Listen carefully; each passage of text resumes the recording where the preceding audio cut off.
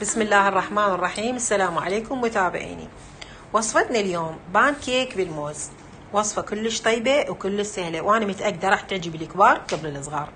أتمنى منكم تتابعون الفيديو للأخير تشوفون طريقة التحضير، وراح تشوفوها وصفة كلش سهلة، ومن الأهم من هذا إنه كلش طيبة وراح تدمنوها يعني. هسه نبدأ بالمقادير وطريقة التحضير. عندي هنا تقريبا كوب طحين منخول ونص خاشوقة بيكنج باودر، عندي بيضة، وعندي فانيلا سائلة أو باودر اللي متوفرة عندكم. عندي هنا كوب حليب مذوبة به خاشوقتين شكر، عندي موزة، وعندي تقريبا خاشوقتين زيت أنا ما مبينة عندي هنا هسه بالفيديو. هسه نخلط أول شيء المواد السائلة. هسه خلط البيض ويا الحليب، قلت لكم الحليب مخليه بيه خاشوقتين شكر مذوبتهم، واخلي الفانيلا. انتو الفانيلا بكيفكم، انا هسه خليت سائله، اذا عندكم باودر خلوا باودر، عندكم سائله خلي سائله. واخلط هاي المواد كل زين. خليت هاي هنا خاشوقة كوب فانيلا.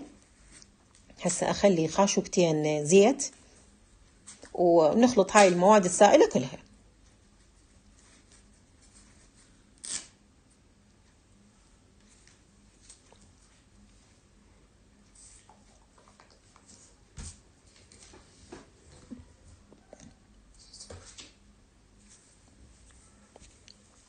هسه نضيف الطحين فوق الحليب والبيض اللي خلطناه، واضيف وياه تقريبا نص خاشوقة كوب بيكنج باودر.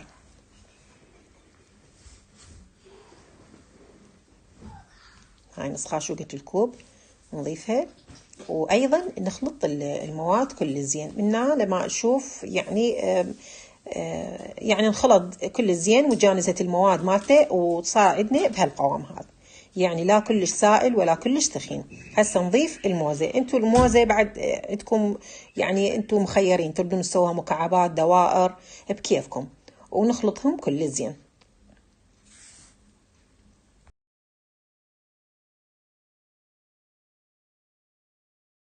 هسه بطاوة حامية على النار نخلي تقريبا خاشوقة زيت، وبالكلينكس نظيف نمسح الطاوة، نخلي الزيت فقط مرة واحدة، يعني نخليه بس بالبداية بعد ما نخليه، ولازم هاي تكون الطاوة من النوع اللي ما يلتصق، والنار تكون يعني ناصية كلش ناصية. ونبدي نشيل من الخليط أي شيء، بخاشوقة بشمشة بكيفكم، والأحجام اللي تردوها يعني كبيرة صغيرة بكيفكم، ونبدي نشيل من الخليط ونخليه بالطاوة.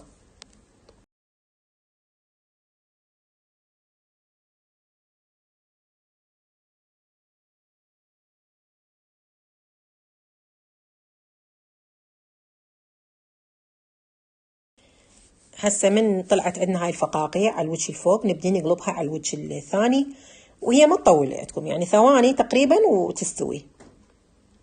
هسه نكمل كل الكمية ونرجع لكم. هسه عندنا مرحلة التزيين، تزينوها بأي صوص عندكم. أنا سبق وسويت لكم صوص الكاكاو، نزلته بفيديو سابق، أو تزينوها بنوتيلا، أو يعني بكيفكم، بقت هاي حسب رغبتكم.